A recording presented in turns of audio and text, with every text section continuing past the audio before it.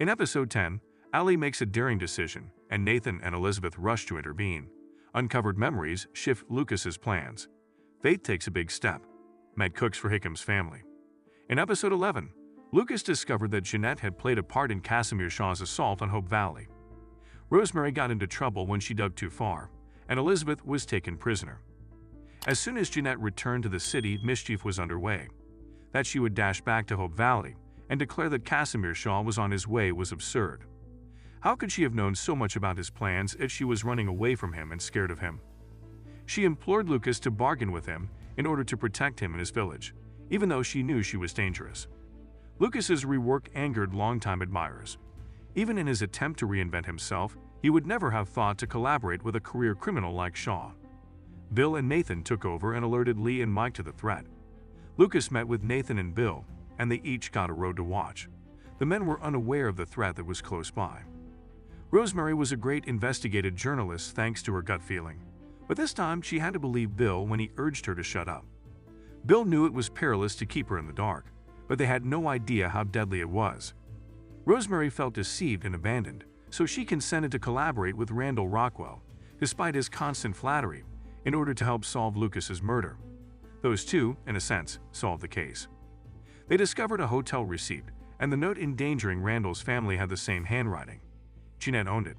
However, Rosemary had to hurry over to inform Lucas, and when she discovered Jeanette waiting there instead, she discovered danger. Jeanette enjoyed making fun of Rosemary for having a recollected memory of her and Casimir Shaw being present on the night of the shooting. Rosemary was too astute for her, despite her best efforts to persuade her that Shaw forced her to write those menacing notes to Randall's family. Sadly, Elizabeth's situation worsened when she attempted to locate Rosemary, and she too was taken prisoner.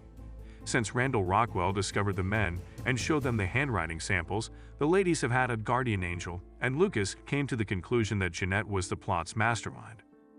The three guys realized they needed a strategy to ensure that neither Rosemary nor Elizabeth was injured when they realized Jeanette was holding them captive.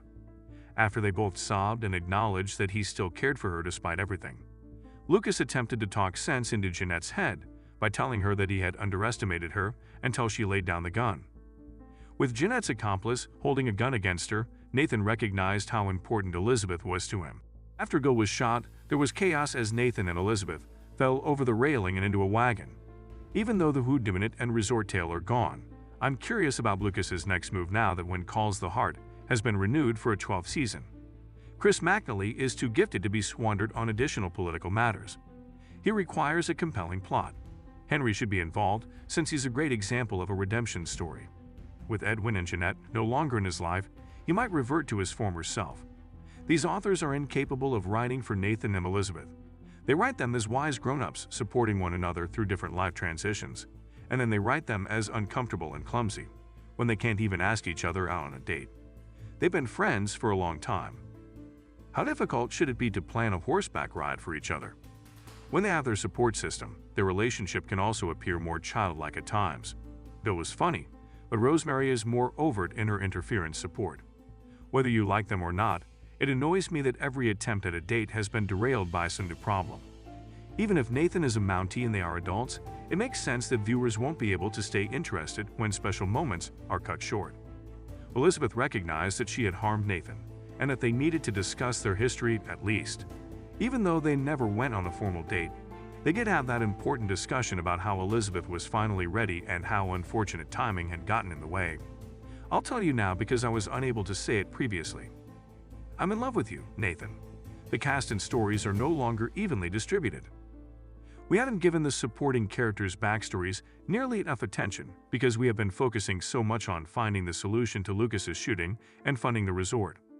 The engagement between Mike and Maya appeared to be a passing fad before Mike was swept off his feet to assist in the hunt for Casimir Shaw.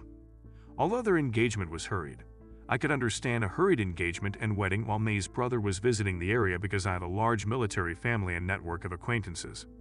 Mai, you have my undying affection. I realize this is a quick decision, but now that Bo is here, it seems appropriate. Are you going to marry me? Every few episodes, Mike and Mai seem to have a little moment of romance. Even if I believe they're adorable, it's difficult to care about their happiness if you can't observe their development on television. The Canfields, Faith, and Lily have all experienced the same thing. They are the kind of stories you could watch forever, full of warmth and love from the family, yet they are only presented sometimes.